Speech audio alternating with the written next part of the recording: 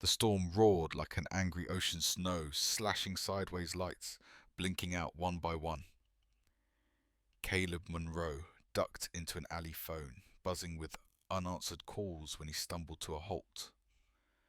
A girl, tiny, shivering, bare feet raw against the ice. Her hands clutched a cracked lunchbox as if it held her soul. A door banged shut. Above them, a shadow crossed the window, and still she whispered, "If I don't bring food, I stay outside." Caleb's pulse thundered. If you want to know what happens next, stay with me until the end of the video. And if you still believe deep in your heart that God is always watching over you, silently arranging everything, then right now, leave a comment saying Amen below this video. Because who knows, at the very moment you write those words, a blessing may quietly enter your life. Snow fell in relentless waves across Buffalo, muffling the city beneath a shroud of white silence. Streetlights flickered weakly, their halos swallowed by the storm. Most people hurried home doors, slamming shut against the wind, but Caleb Munro was not rushing anywhere. At 34, the self-made millionaire carried himself with the unhurried weight of someone used to weathering storms, business or otherwise. His boots cut across the slush behind a corner grocery where the alley narrowed to shadow.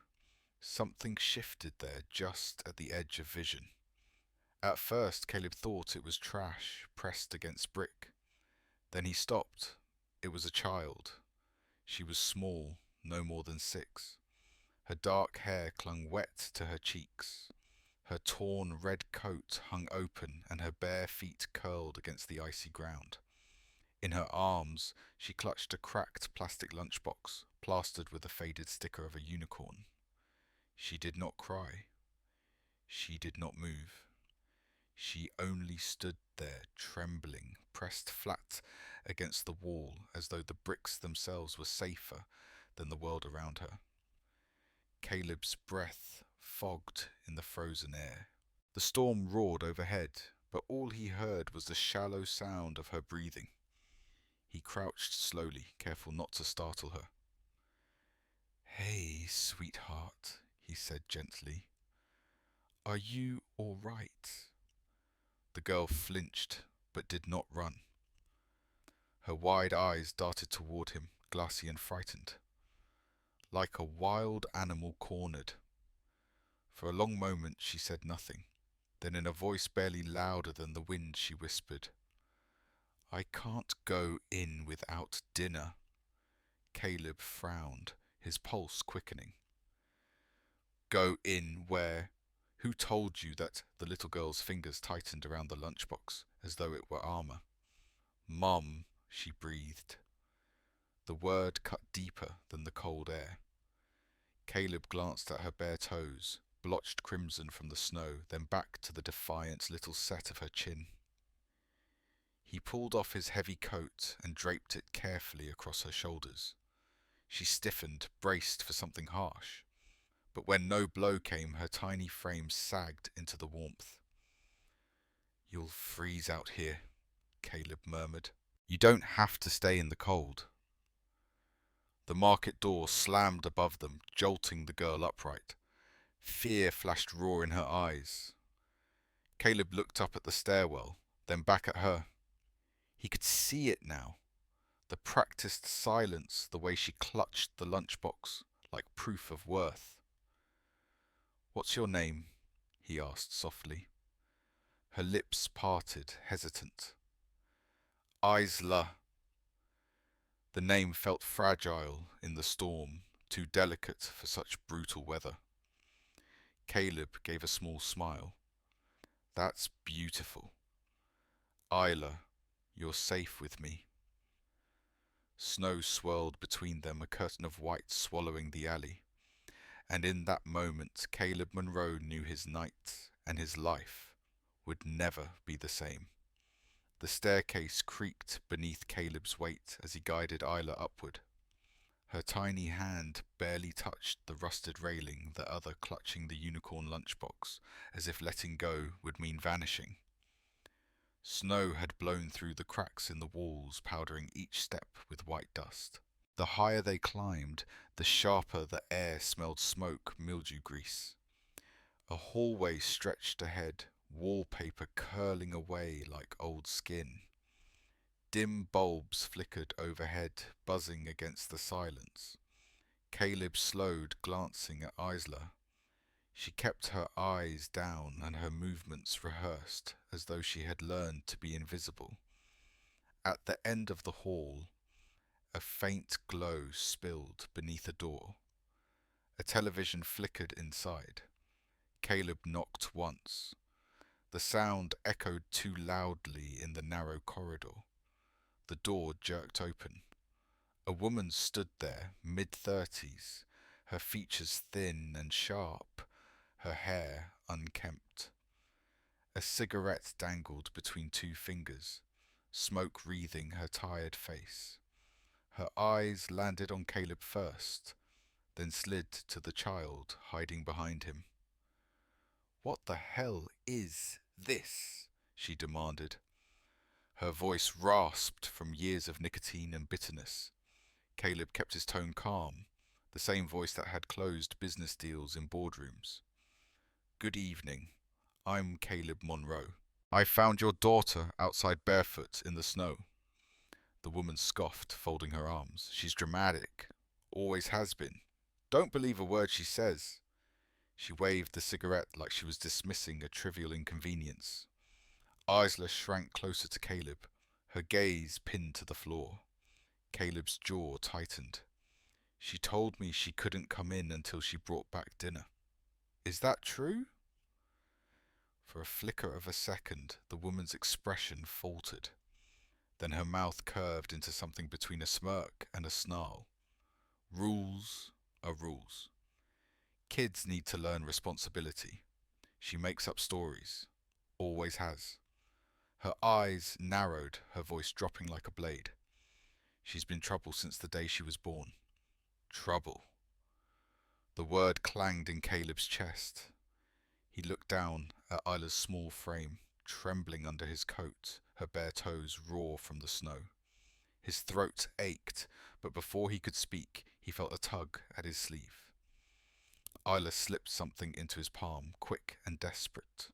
He didn't look yet, but the crinkle of paper told him enough. He slid it quietly into his pocket. "You don't get to stroll in here and tell me how to raise my child," the woman snapped, jabbing the cigarette toward him. "She's mine, not yours." Caleb's voice steadied, calm but firm.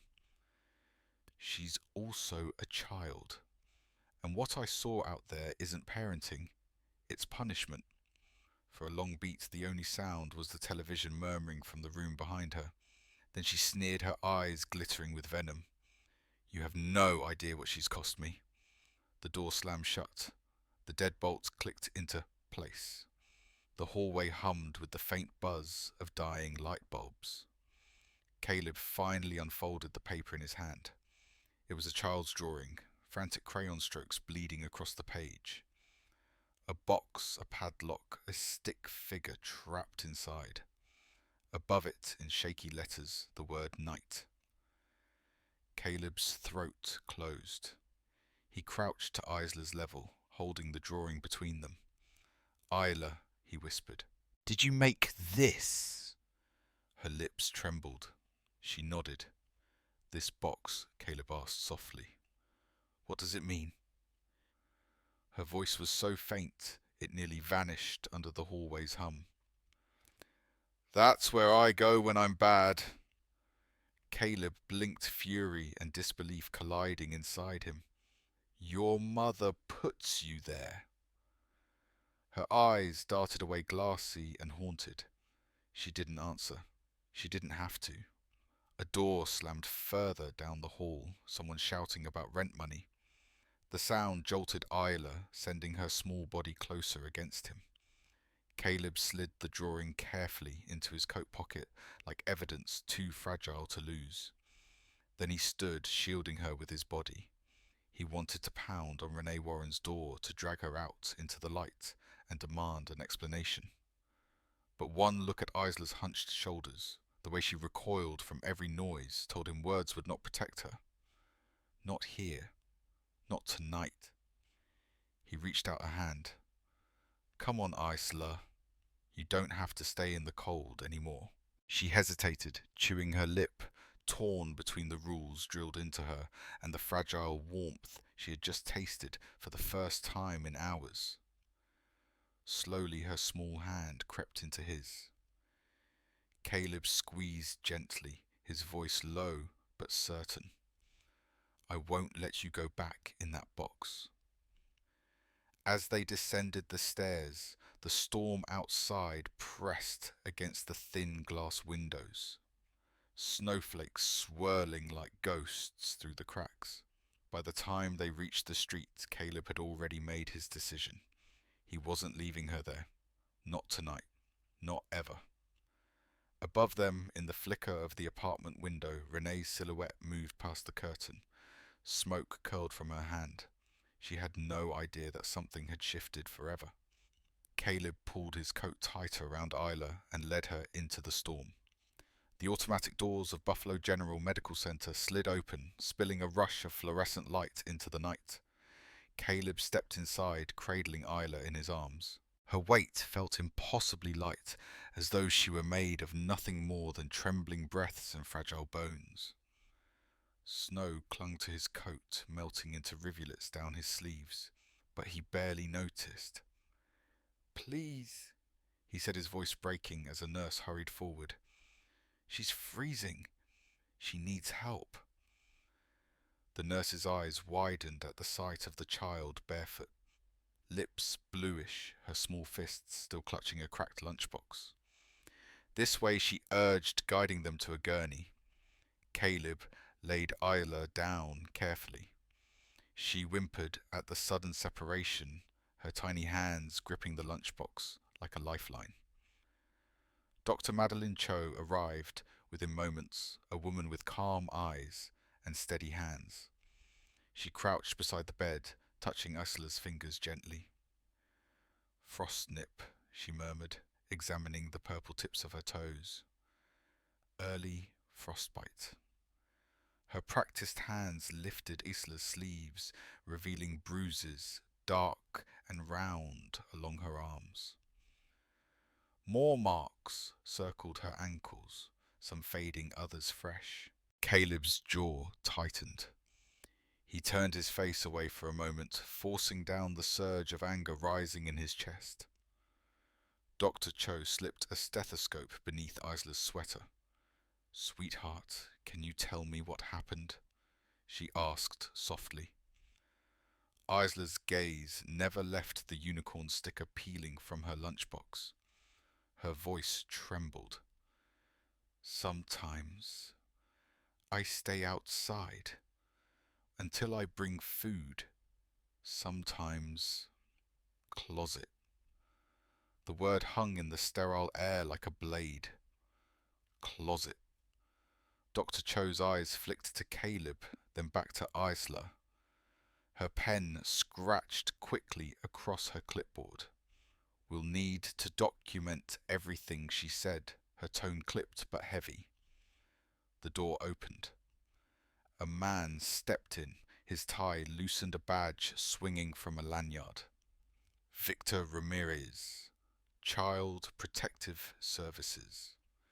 His voice was quiet but firm. He glanced at Caleb. You did the right thing bringing her here, but this won't be simple. Caleb's fists clenched at his sides. Then I'll fight, whatever it takes. Before Ramirez could respond, a sharp voice sliced through the corridor. There he is. Renee Warren stormed in, her hair plastered from snow, a cigarette still smouldering between her fingers. An officer trailed behind her, clearly uncomfortable with the scene unfolding. That man kidnapped my daughter. Renee's voice echoed through the emergency ward, drawing startled looks from nearby nurses. Her finger jabbed toward Caleb. Isla shrank instantly, retreating against the gurney, eyes wide with panic. Caleb moved closer, placing himself between her and Renee. His voice was steady, though his chest pounded. I didn't kidnap her. I found her barefoot in the snow. Ask the doctors. She's dramatic. Renee snapped, her lip curling, always making up stories for attention. She's been like this since the day she was born. Victor Ramirez stepped forward, holding up his badge. Ms. Warren, I'm with Child Protective Services. Your daughter has injuries consistent with neglect and confinement. We're investigating. Renee's eyes flashed, her voice dripping venom. She's mine. You can't keep her from me. Dr. Cho's voice cut firmly through the standoff. This child has frostbite and multiple untreated bruises. That is not drama. That is survival. The officer shifted, uncomfortably caught between Renee's accusations and the evidence in front of him. Ramirez seized the moment. Ms. Warren, you'll have the chance to speak, but tonight Isla will remain under protective custody until a judge reviews the case. Renee's mouth twisted, grief and fury mingling in her eyes. You don't know what she's cost me, she spat. You don't know what it's like to bury a son because of crayons left on the floor. Her voice cracked, but her rage burned brighter. Every time I look at her, I see what I lost, and I'll never forgive her. Isla's small body curled tighter on the gurney, her lunchbox trembling in her grip. Caleb's chest burned at the sight. He crouched beside her, ignoring the storm of accusations. His voice was for her alone. You're safe, he whispered. I won't let her take you tonight. Her lips quivered. Promise, Caleb squeezed her hand gently, his own throat tightening. Promise. Victor Ramirez began gathering forms at the counter, his expression grave. Mr. Monroe, if you're serious about protecting her, we'll need your signature on all of this. Emergency intake, medical documentation, sworn statements. Caleb signed without hesitation, each stroke of the pen biting deep into the paper as if carving a vow into stone. Behind him, Renee's voice rose again, raw and desperate. You can't do this. She's mine. Two hospital security guards stepped closer, their presence firm but calm. Renee's protests echoed down the corridor, but Caleb didn't look back. His focus was only on the little girl beside him. The child with frostbitten toes, a battered lunchbox, and eyes that had learned too soon how to live in fear. And as the storm battered the hospital windows, Caleb Monroe made a silent vow. This was only the beginning. He would not stop until Isla was safe. The storm outside had eased, but inside Caleb Monroe's penthouse, the air felt heavier than snow. Papers spread across the long dining table, photographs, medical reports, CPS, intake notes, all stacked like weapons in a war that had only just begun. Allison Ford, her dark hair pulled back in a no-nonsense knot, tapped her pen against the table. We need everything, she said briskly. Dr. Cho's full report, Ramirez's intake notes, photographs of Isla's injuries. Any witnesses who've seen Renee leave her outside. The court will lean toward the biological parent unless we prove imminent danger. Caleb stood at the window, the city lights blurred through frosted glass. The neighbor downstairs mentioned it once, he said. He saw her standing in the snow at night. Allison nodded. Get a statement. Even a voicemail helps. The judge won't take our word without corroboration. She glanced toward Isla, who sat curled in a chair, tracing her crayon along the edge of her lunchbox. The faint sound of wax scraping plastic echoed softly in the tense silence. Alison crouched beside her. Isla, do you remember times your mum told you to wait outside? Or when she put you in the closet? The little girl's voice was a whisper. She says, if I don't bring food, I don't deserve light. Alison swallowed hard, writing the words verbatim. You're very brave, she told her gently. You don't have to keep those secrets anymore. Victor Ramirez arrived soon after, shaking snow from his coat. He laid a slim folder on the table. Official CPS report. The closet was clearly used as confinement. I've seen enough cases to know she's not making this up. Caleb scanned the documents, his jaw tightening at the photos, small wrists marked by bruises, purple welts across thin ankles. He forced himself not to look away. Alison gathered everything neatly. We file tomorrow for emergency protective custody. Renee's attorney will argue it's exaggerated, but with this, she tapped the stack we have leverage. The next morning, the courthouse loomed grey against the pale sky, its stone steps slick with ice. Caleb walked beside Isla, her small hand clasped in his, the lunchbox swinging at her side. Inside, fluorescent lights buzzed overhead as the case was called. Judge Marion O'Connell presided with a face lined by decades of cases, her eyes sharp but calm. Renee sat across the aisle, dressed neatly in a navy dress, her hair smoothed into place. For once she looked composed, even sympathetic, an image carefully curated by her lawyer. Alison rose first, her voice clear. Your Honour, this is not discipline. This is systematic neglect and emotional abuse. The child was found barefoot in a snowstorm, covered in bruises, and locked for hours in a closet.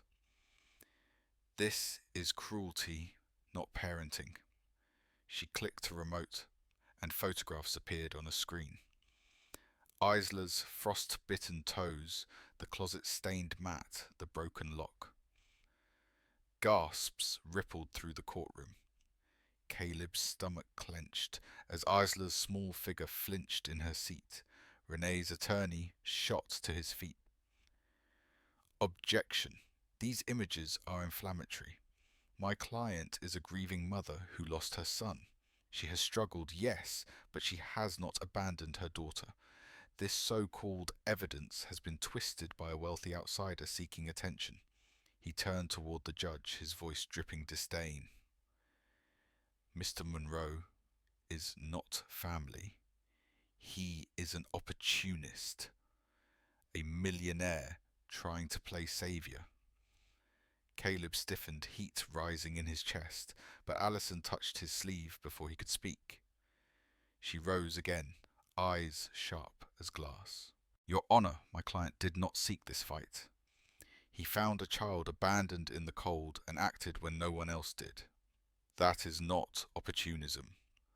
That is humanity. The defense attorney smirked. Then let's hear from a neighbour. I call Douglas Fry. A stocky man in his 50s shuffled to the stand, avoiding Caleb's eyes. The lawyer's tone turned honeyed. Mr. Fry, have you seen Mr. Monroe with Isla Warren? Yes, Fry muttered. Couple weeks back, I saw him taking her out late. Looked off. A murmur swept the gallery. Renee folded her arms, satisfaction curling her lips. Caleb shot to his feet. That's a lie. Sit, Alison whispered sharply, pulling him back down. She rose smoothly, flipping through her shidda. Mr. Fry, you said a couple weeks back. Are you sure of the date? Around the 10th, maybe? Alison turned a page with deliberate care. On the 10th, Mr. Monroe was in New York, delivering a keynote address. Here's the transcript, video footage, and flight logs. Are you suggesting he was simultaneously on stage before 2,000 people and in Buffalo with Isla Fry, paled, fumbling?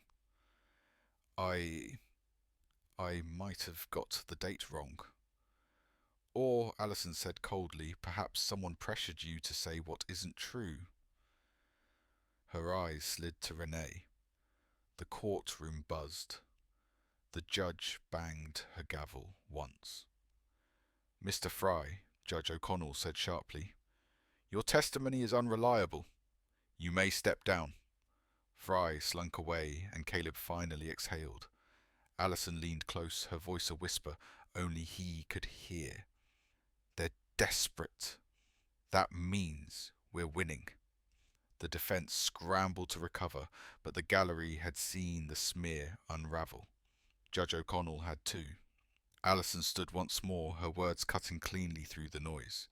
Your honour lies crumbled under light. Tonight we bring light. She gestured toward the bailiff who wheeled in a monitor. The screen flickered to life with grainy footage, the alley behind the grocery time-stamped in the storm. There she was, Isla, tiny, barefoot, pressed against the wall, her lunchbox clutched to her chest.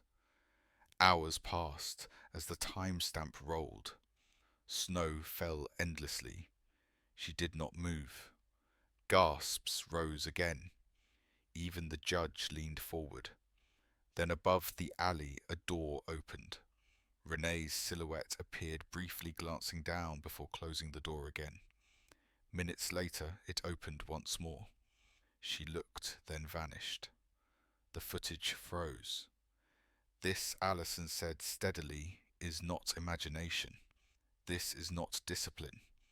This is a 6-year-old forced to stand in a blizzard, monitored like a criminal. This is neglect captured on camera. The defense attorney leapt up. Objection. This doesn't prove intent. Overruled, Judge O'Connell snapped. Renee's mask faltered. She stared at the screen, her composure draining under the weight of the evidence. The silence that followed was louder than any storm. And for the first time since the case began, Caleb felt the tide turning. The courtroom held its breath. After the footage ended, silence lingered heavy and absolute, broken only by the hum of fluorescent lights. Judge Marion O'Connell adjusted her glasses and leaned forward. Counsel, she said evenly, you may proceed. Allison Ford rose. Her voice carried no theatrics, only clarity. Your Honour, we've shown evidence, medical, photographic testimonial, that this child has suffered neglect. But the truth does not live only on paper. It lives in her voice. With the court's permission, Isla would like to speak. The judge hesitated, her lined face softening. Only if the child feels ready. Caleb's heart pounded as Isla slid from her seat. Her unicorn lunchbox was tucked under one arm, a small stuffed owl clutched in the other. The bailiff helped her climb onto the witness stand. She was so small that the railing nearly swallowed her. Judge O'Connell leaned closer, her voice gentle. Do you want to tell us something, Isla? The little girl nodded, her lips trembling. For a long moment she said nothing. The room remained utterly still, as though the storm outside had paused to listen. Then in a voice barely above a whisper she spoke. Mum said, if I didn't bring food, I had to sleep standing in the dark. Gasps rippled across the gallery. Caleb pressed his hands together, his throat tightening. Isla's fingers gripped the owl. I tried to be good. I tried to stand still. But the dark, it doesn't go away even when you close your eyes. Her eyes lifted toward Caleb, searching his face. Mr. Caleb let me sleep with the light on. He never made me go in the closet. The silence that followed was devastating. Even the defense attorney faltered, shifting uneasily. Renee sat rigid in her chair, her face pale beneath carefully applied makeup. For the first time, she did not look at her daughter. Judge O'Connell's eyes glistened. "Thank you, Isla. You're very brave."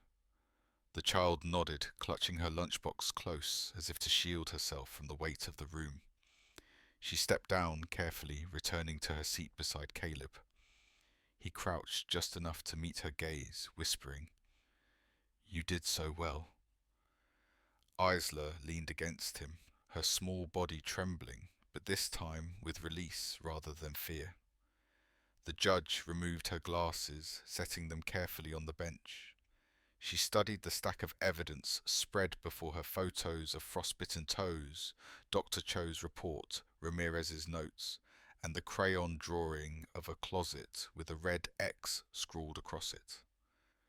Finally, she spoke.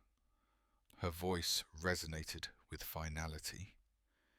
"This court finds overwhelming evidence of abuse and neglect." Renee stiffened her hands, clamping the edge of the table. "So, Renee Warren, the judge, continued, "You are hereby stripped of guardianship rights, effective immediately. You are prohibited from unsupervised contact with your daughter, pending further investigation." A collective murmur rose from the gallery.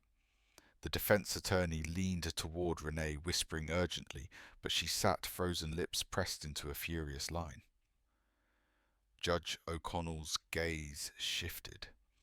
"Furthermore, this matter will be referred to the district attorney's office for potential prosecution under state child abuse statutes." The courtroom buzzed with shock. Firm justice, rare and final, filled the space. Caleb's breath caught. His hands tightened on the bench as the judge turned to him. "Mr. Monroe," she said, her tone softening slightly, "pending final review, you are awarded temporary guardianship of Isla Warren. It is the opinion of this court that her best chance for safety and healing lies with the one person who chose not to look away." Caleb blinked rapidly, his throat too tight for words. Allison squeezed his shoulder, whispering, "We did it." Victor Ramirez exhaled relief etched across his face. Suddenly, Renee shot to her feet, eyes blazing. "You can't take her from me," she screamed. "She's mine." Two deputies stepped forward, calm but firm. "Ma'am, sit down." She twisted against their grip, spitting venom. "You'll regret this, both of you." "You can't erase me," but her voice, once sharp, now sounded thin, stripped of power. The gavel cracked once, Judge O'Connell's voice cutting through. "This hearing is adjourned." The chamber erupted in shuffling papers, murmured conversations and footsteps. But for Caleb, the noise faded into nothing. He crouched to meet Isla's eyes. She clutched her lunchbox tightly, her voice barely audible. "Can I tape my drawings on your fridge now?" Caleb's vision blurred. He smiled through the weight of emotion. "You can tape them anywhere you want, Isla." For the first time, a shy smile tugged at her lips. Fragile, but real. And in that moment, Caleb knew the battle was not over. But tonight, the darkness had lost ground. Spring arrived slowly in Buffalo, the snowbanks shrinking into muddy slush, the air carrying a faint smell of thaw and new beginnings. Weeks had passed since the courtroom battle, but for Caleb Monroe, each day felt like the first page of a new life. One Saturday, he and Isla walked down the same alley where they had first met. No storm raged this time, only sunlight glinting off wet bricks. Isla wore a pale yellow dress with leggings, her hair tied neatly in braids. In her backpack rattled spray paint cans and folded paper. "Here," Caleb asked. She nodded eagerly. Together, they taped her sketch against the brick wall, a wide open door spilling starlight into the street. With Caleb steadying her small hands, she sprayed bold colours, violet and gold, blooming against the wall. When she was finished, she dipped a brush in bright paint and signed her initials beside his. I.W. and C.M. Beneath them, she wrote carefully, "For those who bring the light." Caleb's chest ached with pride as he watched her beam. This alley, once a place of fear, had become a canvas of hope. A week later, they returned to court, not for battle, but for resolution. The air inside felt lighter than before, charged with quiet anticipation. Judge O'Connell smiled as she read the final order. Effective immediately, she announced, Isla Warren shall be adopted by Mr. Caleb Monroe. From this day forward, her legal name shall be Isla Warren Monroe. For a moment, silence reigned. Then Isla's small voice broke it, trembling but steady. "Does that mean you're my dad forever?" Caleb knelt beside her, his eyes shimmering. "Forever and always." She threw her arms around his neck, pressing her face against his shoulder. "Then I don't have to be brave every day now," she whispered. "Because I'm home." Tears blurred Caleb's vision as he held her tight. Around them, the courtroom dissolved into motion, papers shuffled. People stood, but none of it mattered. All that mattered was the little girl in his arms, no longer trembling, no longer standing alone in the cold. That night, back at the penthouse, Isla taped her newest drawing above her bed, a tall man and a little girl beneath a sky filled with glowing stars. No closets, no locked doors. Only light. Caleb stood at the doorway, watching her drift into sleep, the faint glow of a moon-shaped lamp casting peace across her face. For the first time in years, he felt not just relief, but belonging.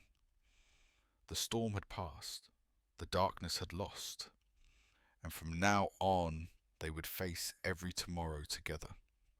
Today's story comes to an end, but its echo still lingers in the heart. What do you think?